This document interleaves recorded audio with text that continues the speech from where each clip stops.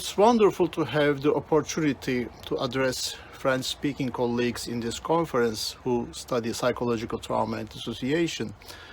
My presentation will focus to the most complex consequence of developmental traumatization, namely the dissociative identity disorder. I will address in particular the discrepancy between clinical appearances of the disorder, I mean the surface, the clinical surface, and the inner experience of dissociation, the core experience. The surface, the clinical surface may change over time between cultures, among individuals, in the same individual over time. However, the core experience is more or less the same. That is the disturbance of sense of self and agency. Because of this discrepancy, dissociative identity disorder and its partial forms remain hidden in clinicians' eyes, despite the current epidemics affecting individuals from a broad range of age, young adults and adolescents in particular, as well as children. These patients may get psychiatric diagnosis other than a dissociative disorder, depending on their predominant symptoms. For example, young adults with dissociative identity disorder usually suffer from chronic double depression or may demonstrate features of borderline personality disorder.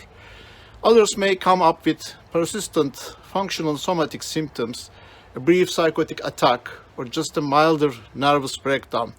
Last but not least, chronic suicidality and self-destructive behavior are common, all being enactments of unprocessed developmental trauma.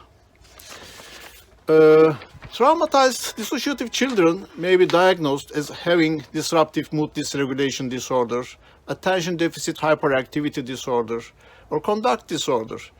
Adolescents may be taken as suffering from a bipolar mood disorder or just having a normative age-related crisis. Obviously, such preferences have consequences about early intervention and effective treatment of these conditions. To make an accurate diagnosis, one has to conceive the bigger picture, I would say. I mean the overall gestalt of the symptoms rather than narrowly focusing on a single aspect of the suffering.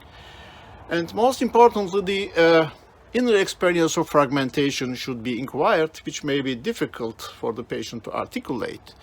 This is about getting estranged to oneself and being intruded, interfered, and even controlled by distinct mental internal entities inside, which are typically experienced as not me. They all occur without being delusional. Daily amnesias or memory gaps may accompany these experiences. The treatment of DID, dissociative identity disorder, should be re-establish the synchronicity between such distinct perspectives in one's internal world, as well as the synchronicity of this inner system with external reality. Healing can be achieved by good generic psychotherapy, considering the diagnosis and the particular patient's needs. Clear-cut psychotherapy paradigms implemented in a rigid fashion usually do not work well. In the final analysis, treatment of dissociative identity disorder examines the genuineness and creativity of the therapist, which cannot be replaced by any other skill.